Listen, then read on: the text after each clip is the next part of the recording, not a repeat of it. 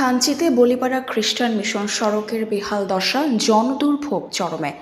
বান্দরবানের থানচি ও রুমা উপজেলার বলিপাড়া ইউনিয়ন সাঙ্গু নতুন ব্রিজ হতে খ্রিস্টান মিশন ও রুমা উপজেলা দুর্গম ৪ নং গালেঙ্গা ইউনিয়ন সীমান্ত পর্যন্ত ১.৫ কিলোমিটার সড়কটির বেহাল দশায় ৩ ইউনিয়নের অন্তত ৫০ গ্রামের মানুষ চরম দুর্ভোগ পোহাচ্ছে। সংস্কারের অভাবে ইট সোলিন সড়কটিতে ইট উঠে গিয়ে সৃষ্টি হয়েছে বড় বড় গর্তের, যা যান চলাচলের প্রায় অনুপযোগী হয়ে পড়েছে। গুরুত্বপূর্ণ সড়কটি দিয়ে প্রতিদিন শত শত মানুষ যাতায়াত করেন।